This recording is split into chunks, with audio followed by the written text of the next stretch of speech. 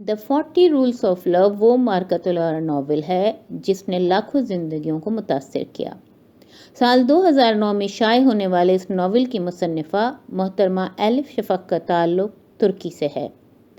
اس novel کی اشاعت 40 سے زائد زبانوں میں ہوئی ہے اور آن لائن اس سے مستفید ہونے والے افراد کی تعداد کا تو کوئی شمار ہی نہیں ہے۔ نومبر 2019 میں بی بی سی نیوز نے اس ناول کو 100 موسٹ انفلوئنشل ناولز میں شامل کیا ہے۔ اردو سمجھنے والے سامعین کے لیے اس ناول کو اس ارادے کے ساتھ پیش کیا جا رہا ہے کہ یہ ناول ان کی زندگیوں میں مثبت تبدیلی لائے گا۔ ہم اس ناول کی صرف مرکزی کہانی پیش کر رہے ہیں۔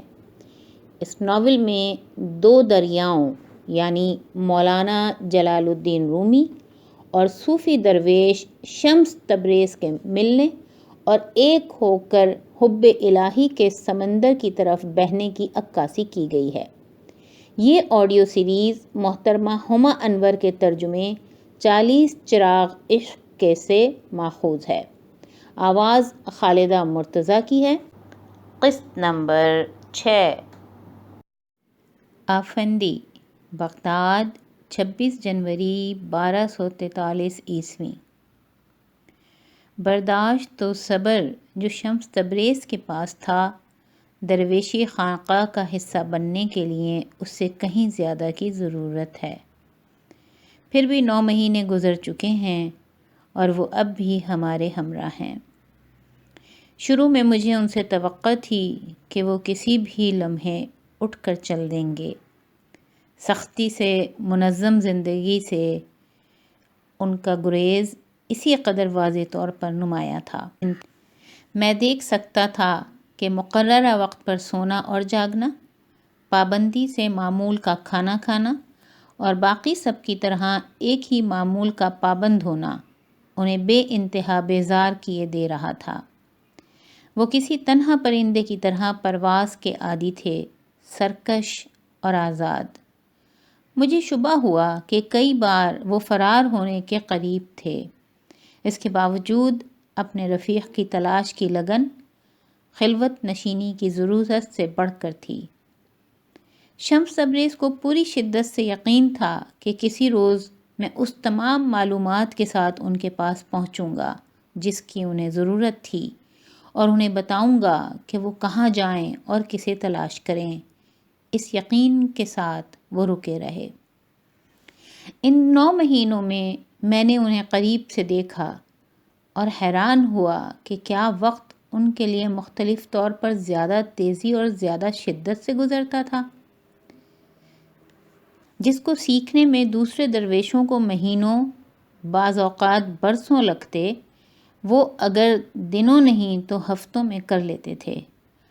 ہر نئی اور غیر معمولی شے کے لیے ان میں حیرت انگیز تجسس تھا اور وہ فطرت کے مشاہد تھے۔ بہت بار میں نے انہیں باغ میں مکڑی کے جالوں کے تناسب یا رات کو کھلنے والے پھول پر چمکتے شبنم کے جھلملاتے قطروں کی تحسین کرتے پایا۔ حشرات الارض، پودے اور جانور انہیں کتابوں اور مسودوں سے زیادہ دلچسپ اور اثر انگیز لگتے تھے۔ لیکن پھر جب میں یہ سوچنے کو تھا کہ انہیں مطالعے میں کوئی دلچسپی نہیں، میں انہیں کسی قدیم کتاب میں گم پاتا، پھر دوبارہ وہ ہفتوں بغیر کچھ پڑھے یا مطالعہ کیے گزار دیتے تھے۔ جب میں نے ان سے اس بارے میں پوچھا، انہوں نے جواب دیا کہ ہر کسی کو اپنی عقل و دانش کو مطمئن رکھنا چاہیے، تاہم احتیاط کرنی چاہیے کہ اسے بگاڑ نہ دے۔ یہ ان کے اصولوں میں سے ایک تھا۔ محبت اور عقل مختلف مادے سے بنے ہیں، انہوں نے کہا۔ عقل لوگوں کو گروہوں میں باندھ دیتی ہے اور کچھ بھی داؤ پر نہیں لگاتی، لیکن محبت تمام گروہوں کو تحلیل کر دیتی ہے اور سب کچھ داؤ پر لگا دیتی ہے۔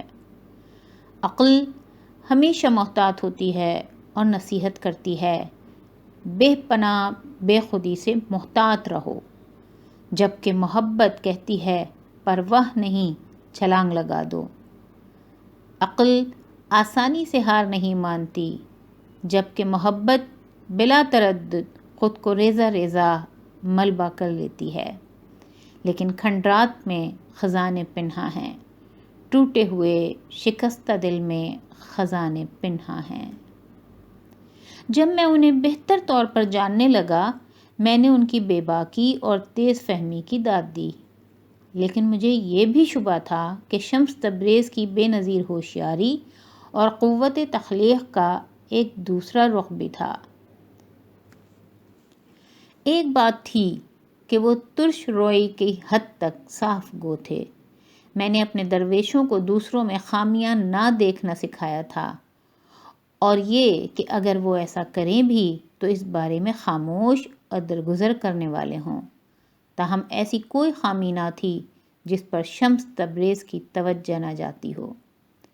جب بھی وہ کچھ غلط دیکھتے تو فوراً بول اٹھتے تھے، کبھی ادھر ادھر کی نہ ہانکتے تھے۔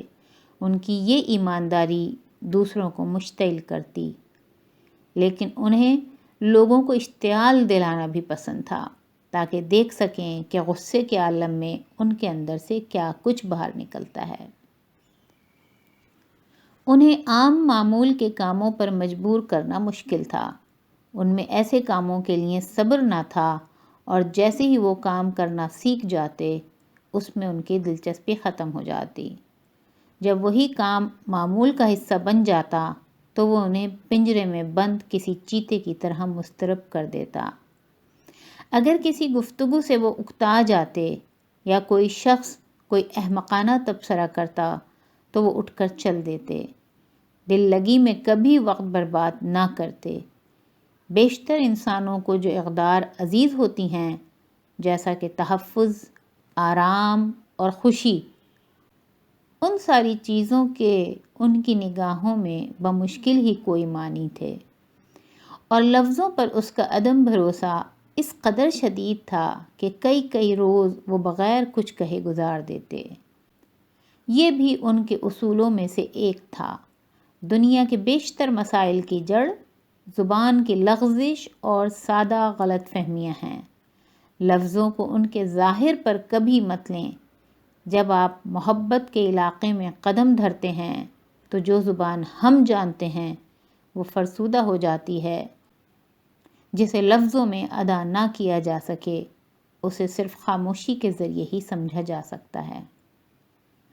وقت کے ساتھ میں ان کی خیر و عافیت کے لیے فکر مند ہو گیا، کیونکہ اندر کہیں میں نے محسوس کیا کہ کوئی شخص جو اتنی شدت سے فروزاں تھا، خود کو کسی خطرناک صورتحال میں ڈالنے کا رجحان رکھ سکتا تھا۔ انجام کار ہمارے مقدر خدا کے ہاتھ میں ہیں، اور صرف وہی آگاہ ہے کہ ہم میں سے کون کب اور کیسے دنیا سے رخصت ہوگا۔ اپنی طرف سے میں نے پوری کوشش کرنے کا فیصلہ کیا کہ شمس تبریز کو آہستہ روی پر جتنا مائل کر سکوں کروں، اور انہیں نسبتاً پرسکون طرز زندگی کے معمولات کا پابند بناؤں، اور کچھ عرصے تو میرا خیال بھی ہوا کہ میں کامیاب ہو سکتا ہوں۔ لیکن پھر سرما آ گیا، اور موسم سرما کے ساتھ دور دراز سے ایک پیغامبر ایک مراسلہ لیے چلا آیا، اور اس خط نے سب کچھ تبدیل کر دیا۔